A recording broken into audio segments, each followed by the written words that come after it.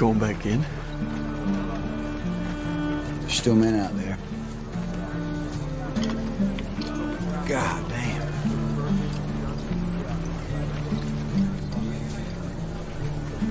When I go home, people ask me, "Hey, Hoot, why do you do it, man? Why? Just some kind of war junkie?" I won't say a goddamn word. Why? They won't understand. They won't understand why we do it. They won't understand it's about the men next to you. And that's it. That's all it is. Find us on the web at mbradio.us. I want to make it clear that the views expressed by our hosts are not considered the official stance of MBR Views. Remember, this is all about having fun and enjoying the ride.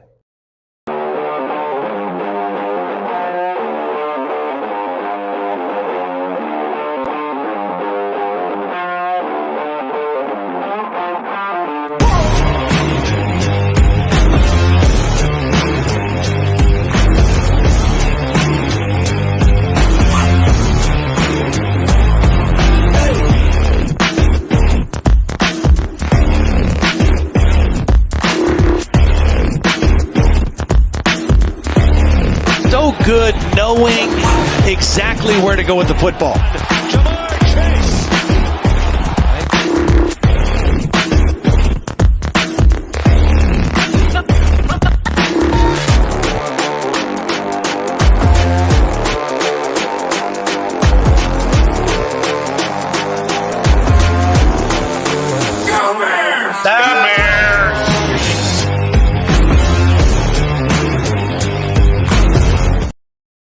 All right, what's up, everyone? Welcome back to Inside the Hoosier Mind, brought to you by Military Broadcast Radio, helping give veterans a voice. And if you liked the intro to my show, I'm actually bringing on the man, the myth, the legend that helped create that intro and make it what it is. It is actually my special guest of the week, the Ch Kid Mike Hughes, who covers everything Chicago. Interview of the week sponsored by LTD Tactical.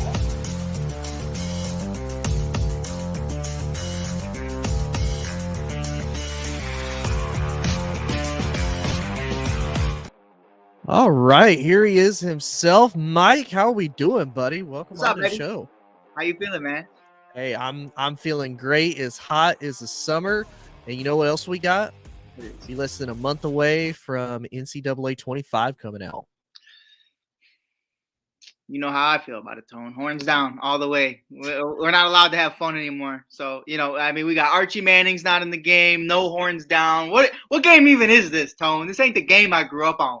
It's not NCAA 14, which I still play. I'm probably going to play this after I get off this show, to be 100% honest with you. For this day, I would too.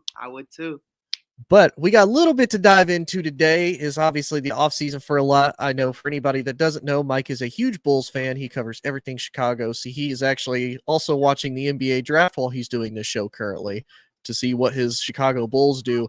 But we got to talk about probably the biggest thing that, in my opinion, as somebody who is a casual NBA fan, and I'm man enough to admit that, the Lakers, and what are they doing? Because obviously not too long ago, they went out, they offered Dan Hurley 6 years, $70 million, about $10 million a year to be the head coach of the Lakers. And Dan said no. So then they were flirting even with at the time. They're like, okay, we want JJ to be our guy. JJ may or may not be it. And they finally reach a deal with JJ Reddick. And he's kind of already rubbed some people the wrong way, but they do it really late into the offseason, right before the NBA draft. He's still got to hire some assistant coaches, because if he hires some good assistant coaches, he could potentially do really well, considering he's never coached at any type of level other than, I think he coached like a fourth grade elementary school basketball team. So he's got a little bit of work to go through. But Mike, man, what's your thoughts on them hiring JJ? Do you think it's a mistake right off the bat? I think it's a mistake for what they were trying to do, what they're trying to accomplish. I think JJ is going to be a great head coach, and I'm not just saying that because I was a huge JJ Reddick fan or because I listened to his podcast. Like, compared to you and myself and anybody that just listens to podcasts and just not played in the NBA, JJ's made it clear. I know more than you. You don't know more than me. So, of course, he knows better than us, but does he know better than some of the best coaches in the league? That is yet to remain to be seen. Is he good in certain situations? For a guy who just stood in the corner his entire career, we'll have to see. But I'm excited, man. I'm excited about it. The only reason I think it was a mistake from what the Lakers were trying to accomplish was, they fire Ham, who was a first-time head coach due to inexperience and due to just not being great in certain situations. Mhm. And then you hire a first-time head coach and a first-time coach in either the collegiate level or in the NBA. So it's interesting. Not as interesting as Houston keeping the number 3 overall pick, but I mean, it definitely interesting. I think it's really going to be a lot of fun to see JJ do his thing. And I don't know if I can curse on here, but Yeah, you can. when he said he don't give a fuck, I was Yep. like, sold. I'm sold. JJ to the moon. That's exactly what you want to see. Like, he doesn't care how it looks. He understands if it doesn't work, he's probably going to get fired. So he wants it to work. He wants this to be a great thing. So I like it. Real quick, not to go on I don't like talking for like X amount of time because I always feel like I talk too much. But I myself personally, I cannot speak for Tony or this network, but I felt like the offer they had for our guys in college never really were legitimate. It was kind of like, hey, we're going to offer you this, and I just need you to say no so that we can hire JJ. And that's really how I felt about it. They did their due diligence of trying to get other coaches. Yeah. But I felt like it was JJ the entire time. Yeah, and I'll be 100% honest with you. When Dan said no, I was not upset by no means because I look at this for a couple reasons. One, why JJ said, well, surprisingly, why JJ didn't say no. I know why Dan didn't say no, and it's for a couple different reasons. And to your point real quick about Ham, a first-time head coach, and let's be realistic too, when they just got beat in the playoffs, like they got swept, it wasn't because they weren't well coached. It wasn't because, they were like a bum team. They just got beat by Denver. Happy.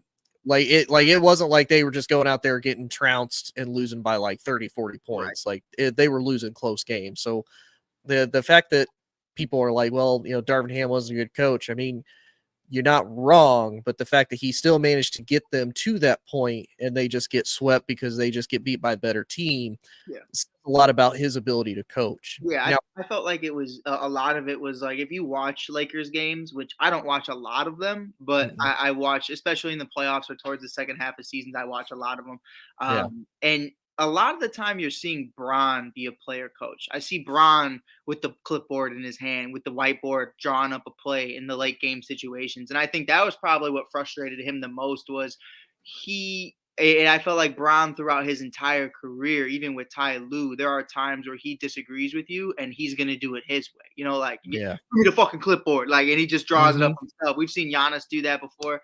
And it's just one of those things where I think Bron wanted to get somebody who thinks the way he does more so than like, hey, you're going to buy into my system. And Bron's like, no, you're buying into what I want to do, which is what may have started the JJ Reddick Bron podcast to see if they do mesh the way he might think they do. And that was a great podcast. It was informative. It taught a lot of people a lot of things of useless information, unless you really care about hoops. I don't know if you watched it, but they have the meanings of the terminology underneath what they say. It's informative. It's informative. But yeah, that's how I felt about it. If you felt any different. No, I honestly, so that's kind of where I was going to go with it, because I look at this for two reasons. If I'm JJ, I feel like you're in kind of a bad spot no matter what. If I was JJ and people were seriously considering taking me as a head coach, I would have rather gone to Cleveland to be a head coach to learn, because it's a young roster. They've been set up for success the last couple of years. They can make a pretty good playoff run as far as the East goes. They have a real chance to succeed. Now, if he goes to Detroit, that's literally a trial by fire. Whereas if he goes to LA, he's in such a weird spot. Much to your point, I think a lot of this is LeBron's true chance to see how well he can do in coaching. And I'll be honest, like you said, we've kind of seen this throughout his career. And I think this is mainly started back when he came to Cleveland the second time with Ty Lue. I don't know how much he respected Ty Lue as a coach. Right. Because you notice LeBron was pushing for all the roster moves to happen. And then when basically those roster moves went to crap, he's like, all right, I'm leaving. I already want to go to LA anyway. This kind of works out perfectly. Cleveland's left in a dumpster fire while they have to rebuild for a few years. I'm going to go to the Lakers, and essentially did the same thing. They went all in for the bubble.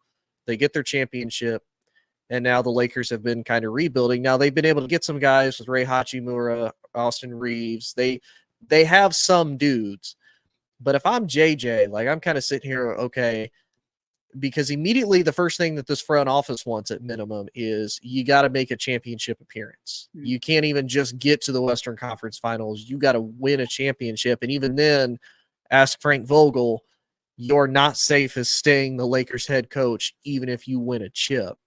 And that to me is just so unrealistic. And that's why I'm happy Dan Hurley didn't take it, because you gotta look at a multitude of things that he's going to have to deal with as a head coach. You got to deal with current LeBron, who, while he is still a star, he is still giving you quality productivity. He can't carry the team anymore like he used to. You have to deal with an AD that, while he's been healthy and been really good about staying healthy the last couple seasons, is he going to stay that way throughout your coaching tenure? And then, honestly, the rest of your roster, you have a bunch of dudes that you're trying to make a number 3, when in all actuality, you can't really do that because you need some type of a solid 3 and 4 guy. You have a bunch of dudes kind of role playing into this. And now for JJ on top of that, you're going to have to, if you can make it this long, you not only have to deal with, current LeBron, you have to try to deal with the Lakers team post LeBron. Yeah. And I'm going to say something that might be a little bit of a hot take. You tell me what you think, because you watch the NBA more than I do. I think if LeBron retires, I think AD follows. Follows what? I think he either follows him into retirement or he leaves the Lakers. One of the two. Oh, okay. Okay. I'm so happy there's a second option. AD, yeah. AD's not retiring by any. I think there's, like, from a business decision, there's a lot more money to be made for someone like Anthony Davis, and Anthony Davis could ride out in the NBA for probably the next 5 to 7 years, I would imagine. Yeah, because I kind of look at it as, I don't think AD, not that I don't think AD couldn't be a number 1. I don't think physically he's going to be able to be a number 1, as far as you got to be the main guy we feed through, especially given your injury history. Now, again, you've done better the last few years, but you've also had the help of Braun the last couple seasons too. Let's be the last year. Like that, that was, this past season was great, but over the last few years, like, no, I can't give him years yet. He played more than 50 games for the first, or 60 games in the first time, and I don't know how long. I think his entire career, isn't it? To your point though, even if he is fully healthy, as he continues to age, you brought him in to be Batman. You traded Ingram, Lonzo, Julius, and everybody else, Josh Hart, and they've all had success elsewhere, outside of Lonzo. But even to be fair, like, even Lonzo did have success when he did play. And I think when you trade all of those assets for that, and Brandon Ingram, how could I not forget about Brandon Ingram? Well, I know how I can forget. He's in New Orleans, but Brandon Ingram's a dog. And I think with AD, without Bron, it's like, even when you were with Bron outside of the bubble, we never really saw you take over as a top 5 player in the league. And that's what LA wants. So I think they definitely would go into a rebuild mode and move on from Anthony Davis. Retiring is not a question. I mean, that's not, I don't think it's a statement for AD at this point in his career. I don't even think he's 32, if I'm not mistaken. He's what? I don't think so either. But I only say that because do you think AD would be okay with having to basically go somewhere else and being a 2? Because, I mean, you think about it, when you look at somebody like LeBron, it's really hard to argue, like, I could be the one after LeBron leave. Like, that's hard to make an argument. But now, like, I might have to be the 2. Like, if I go to Milwaukee, or honestly, I know there's a lot of rumors that Giannis might come to LA at some point if Milwaukee lets him leave. Like, all the crazy NBA rumors that happen. So, like, yeah, sure. I think you have to ask yourself that same question, but change the name. Could you see Russell Westbrook doing it? Could you see James Harden doing it? Could you see John Wall doing it? And John Wall even said the other day, I just want to wear an NBA uniform again, whether that's as a player on the bench, a starter, or a coach. And these guys want to get paid, because I'm sure they've all bought a bunch of dumb shit in their time and they need to continue making money. Yeah. But and on a more serious note, these guys want to remain in the league and they want to be a part of the NBA, unless, injuries derail, somebody to that point to where it's like, I just need to retire. We've seen guys like Isaiah Thomas fight their way back to the league, dropping 80 on a bunch of Europeans. So, I think that's really what it is for me is, everybody kneels at some point who is at that number one spot. Everybody has their day. Bradley Beal, even to that same conversation, to that same extent, isn't even a number 2 on Phoenix right now. And Right. some might even say he's not even the number 3 at certain times. Like it's definitely one of those things where as we get older, it's super unfortunate. Derrick Rose, my guy, the Windy City assassin himself, from the youngest MVP ever to a motivational speaker for Ja Morant on the Memphis Grizzlies. Like, he doesn't do much else other than that. So I think it's definitely one of those things that just comes with age. I don't think AD would have a problem with that. I think he continues to do what he does, and I don't see him. I could see him leaving LA, but I can't see him just leaving the league because Bron did. He was great before Bron, and I think he could still be great after. Yeah, I think it's possible, but it will be interesting to see. Like we talked about, the injuries has played a key part, and I think that might be what potentially derails him, but we'll see. We are going to take one quick commercial break, and when we come back, we will get into a little bit of football as far as Mike's guy, Trevor Lawrence, out of one of his favorite colleges of Clemson, and how he's getting compared to Daniel Jones of all quarterbacks. The disrespect. But we will be right back after this. The fact that our patriotism in America is dwindling, I really wanted to start the American AF movement. Freedom is fragile, very fragile. It takes a certain level of intestinal fortitude to stand up and say and do the right thing to preserve the freedoms that so many have paid a large price for.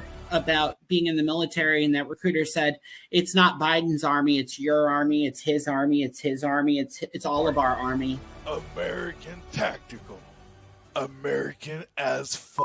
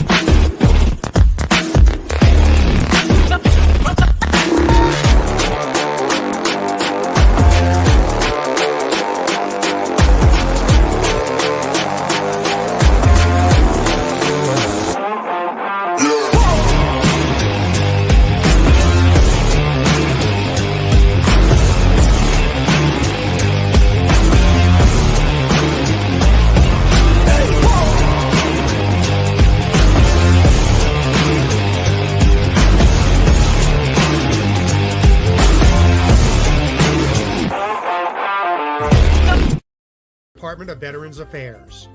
For PSAs on the best services available to veterans, go to VA's new radio outreach page, news.va.gov/outreach/radio.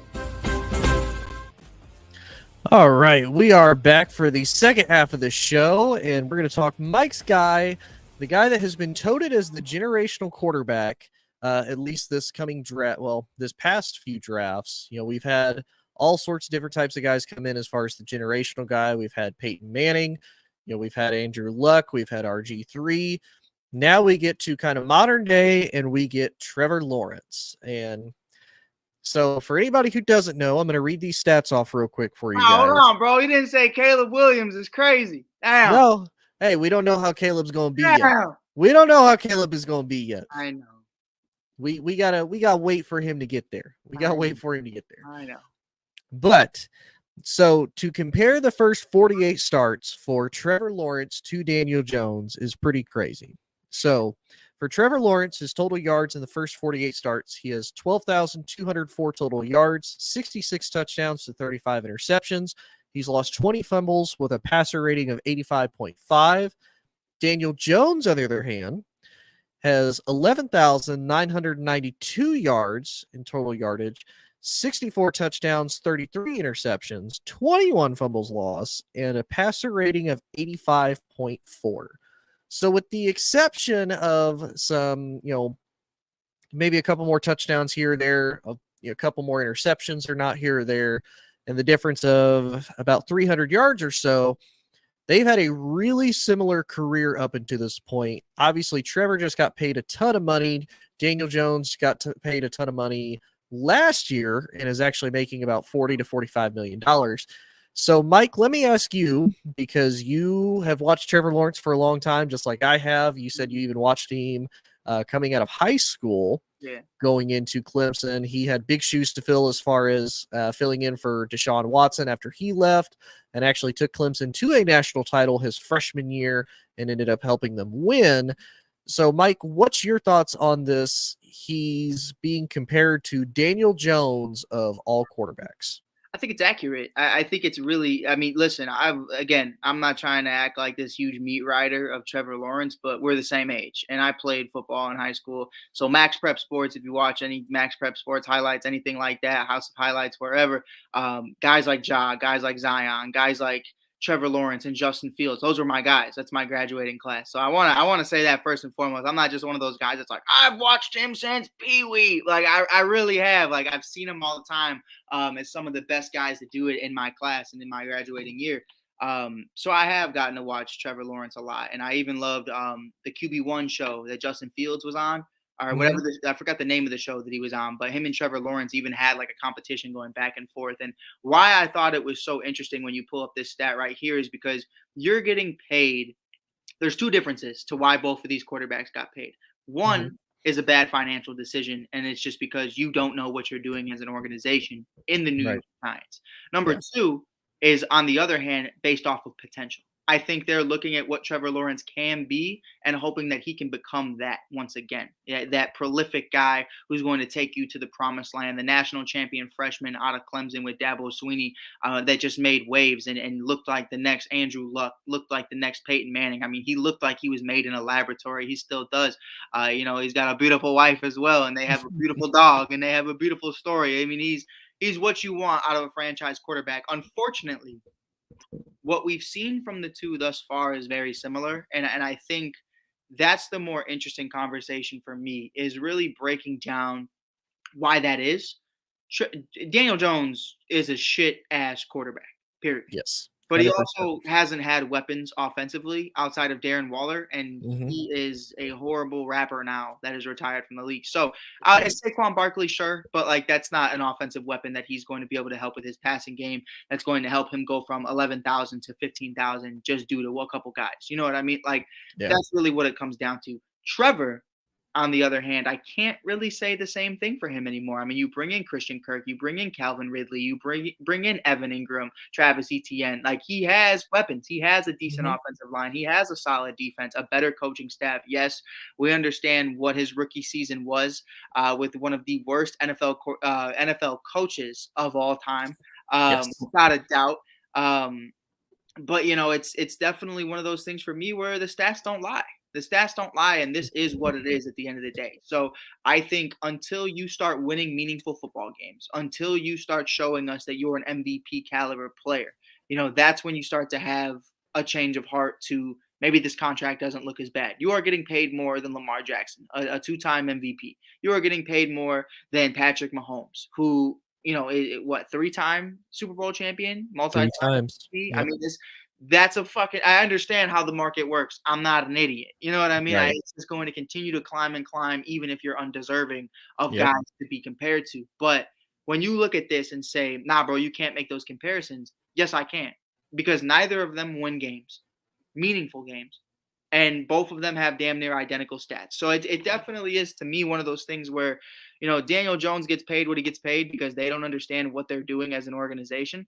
And I don't think they were prepared to let go of Daniel Jones at that time and where they were in the draft. But I mean, Trevor is in that same situation to me. As much as I'd like to agree, Jacksonville also doesn't know what they're doing. They did pay him because they want him to be the franchise quarterback of the Jacksonville Jaguars. Whereas I don't really know if the Giants really want Daniel Jones in the building, to be completely honest. I think they'd rather he wasn't, but they're just kind of in that situation. They're in a toxic relationship. But yeah. I'm.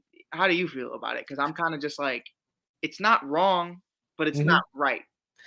Yeah, the only thing I would argue is, to me, Trevor's in the same boat as far as weapons go. And I say that because obviously, Trevor's rookie year, he has Urban Meyer as a head coach, so that scratches a lot of things. I didn't even want to say his name, bro. I ain't gonna lie. But Etienne got hurt his rookie year at the same time as well. So he loses Etienne.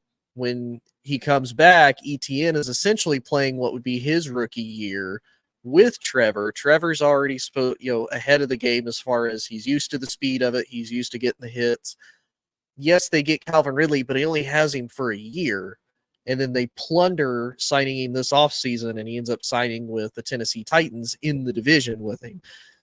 And yeah, they get Evan Ingram, who, ironically, from the Giants and played with Daniel Jones, has had a bit of a career revival because I think Doug Peterson has done a better job as far as utilizing his talents behind that. I really don't get where people kind of compare it because, or not to say that people are going to try to argue that he's as bad as Daniel Jones. He's in the same situation as Daniel Jones. Like, you look historically at Jacksonville, they've always been bad. Like, hardly anybody wants to come there free agent wise. They don't really draft well. They don't spend their money well. Defensively, they've taken a step back for sure. Offensive line, they've had to fix. And, let's be realistic with Doug Peterson too. With the exception of that one season with Philly, as far as, them having all the right pieces and whatnot together. And Nick Foles is Philly special. Like, Nick Foles, Philly special. And as much as I hate to say it, you got to give a lot of credit to Howie Roseman. Because that man's still making moves to this day with or without Dougie P. And Philly has either sniffed a couple Super Bowls or been to a Super Bowl again since then. So it wasn't all just Dougie P. What's up? You're looking confused. Philly did go to the Super Bowl. They did. They went to face Kansas City and they lost. I mean, but you can't say they didn't sniff one, and they did sniff it. They sniffed it. They just didn't. They did. Well, I mean, I'm trying to think, because they went to the Super Bowl. They didn't go to the NFC Championship. I'm trying to think of how many times they've gone to the playoffs with Nick Sirianni. They've gone 3 times. 3 times, I think. Yeah, the first time they got destroyed by the Bucs. Then they went to the Super Bowl, and then they ironically got destroyed by the Bucs again. Post Tom Brady with Baker Mayfield. Yeah. But nonetheless, and then you look at the Giants with Daniel Jones. Now, like you said, the only weapon he's really ever had is Saquon Barkley. Right. But the reason Saquon Barkley couldn't be as effective as a weapon is the same reason why Daniel Jones has struggled as a quarterback. That offensive line has been crap ever since, honestly, since they won their last Super Bowl. That offensive line has been awful ever since. They've invested a ton into defense that has honestly both underperformed, mainly because they can't stay off the field because their offense keeps turning the ball over. And they really don't. The one time they make a big splash, they get Kenny Golladay of all wide receivers, and that man committed highway robbery on national television, and we let him get away with it. Chicago native. Shout out to him. Shout out Is to he him. really? He is. That's awesome. But nonetheless, though, to me, like you said, this is the one point where Jacksonville is actually doing the right thing, because they said, we want Trevor to be our franchise quarterback, so we're going to sign him to a lucrative deal. We're going to give him $250 million because we know he can be the guy that carries our franchise. If you look at the Daniel Jones deal, all the Giants have to do is just make it through this season, and then they can cut Daniel Jones, and it's hardly a cap hit at all afterwards. Right. And honestly, and you and I talked about this, and a whole lot of very reasonable Giants fans said it with us, that it made 0 sense after 1 year. Daniel Jones threw 3,500 yards. He had 15 touchdowns, 5 picks, and he ran pretty well. Got him into the playoffs. He beat, Kirk Cousins and the Vikings, which isn't exactly hard to do because it's a primetime football game and it's Kirk Cousins. Oh man. And they pay him a ton of money afterwards. It blew my mind. But to get back to the actual comparison though,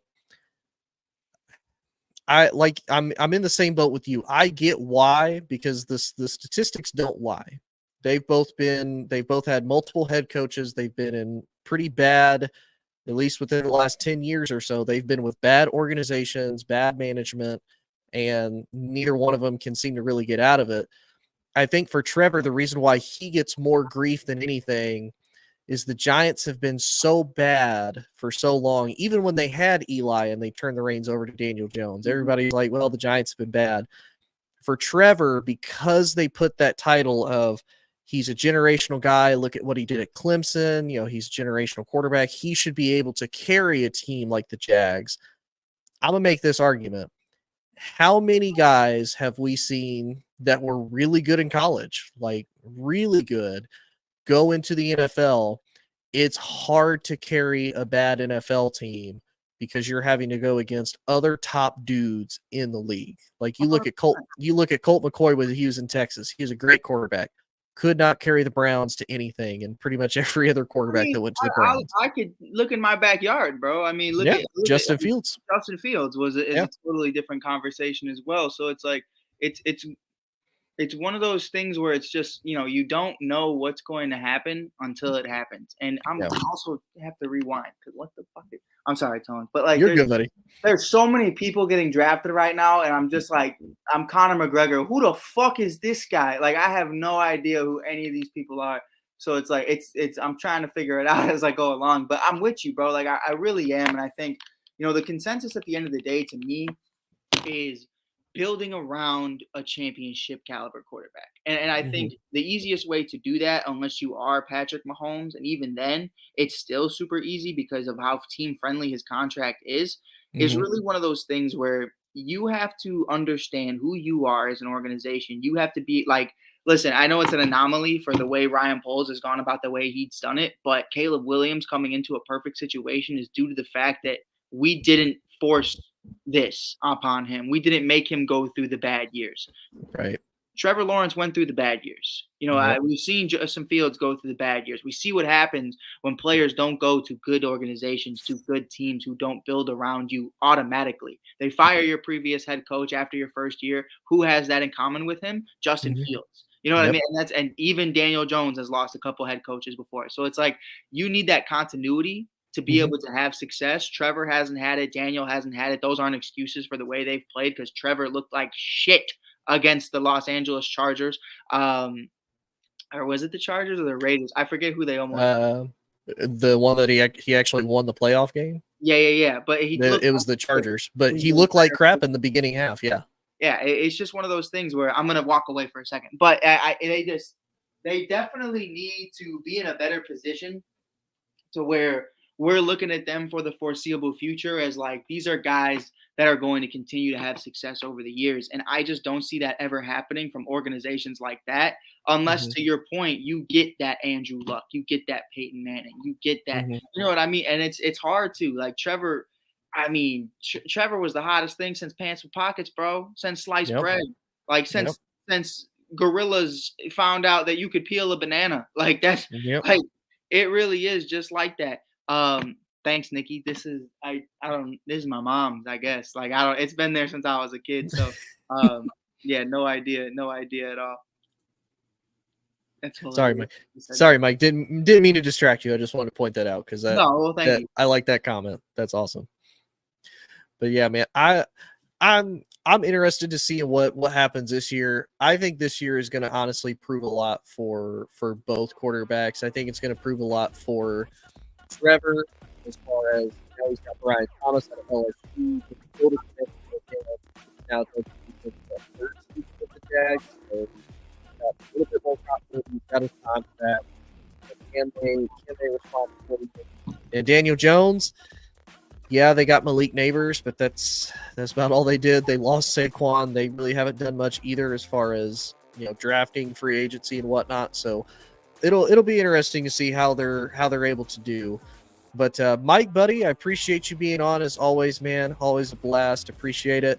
If you guys like Mike and you like everything Chicago related, both with the Bears, the Bulls, the Cubbies, and for many people who don't know, if you have hopped on following the WNBA, all of the Angel Reese, Caitlin Clark, is it Camilla Cardozo? Camilla Cardozo on the Sky. Mike covers them. He does a great job covering the WNBA as a whole. He does a great job covering women's college basketball too. So if you like that, Mike is the guy to follow at the Ch Kid on pretty much everything social media wise. You can also follow me at Inside the Hoosier Mind, and you can probably find Mike on some of my stuff too. We follow each other and whatnot, so we're not hard to find by no stretch of the imagination. But Mike, appreciate you being on, man. As always, it is a blast. Thank you to Military Broadcast Radio for having me on here, giving a voice to veterans and helping me out. If you guys would like to learn more about MBR, please scan that QR code right underneath Mike there to give you a little bit more information. But I hope everybody has a good night. Enjoy the NBA draft tonight, and we will see y'all later. That's the show for today, everyone. Thanks for listening. We'll be back next week with an all-new show. And remember, you can listen to us again and again. The podcast of this radio show is available right after we go off the air tonight, anywhere that you can get your podcast episodes. And thanks for joining us today. I'd like to take a moment to talk about something close to my heart. Military Broadcast Radio is doing incredible work to support our veterans and bring their voices to the world. They rely on your generous donations and your dedicated volunteer hours to make it happen. I encourage you to consider supporting MBR in any way, form that you can. Use this QR code that's attached to the picture, or you can go to our website at mbradio.us. That's MikeBravoRadio.us to learn more about how you can donate or volunteer even just an hour a week from your home. Help make a difference in the lives of our veterans, because once again, we're all here for you and not for us. We're giving our veterans a voice.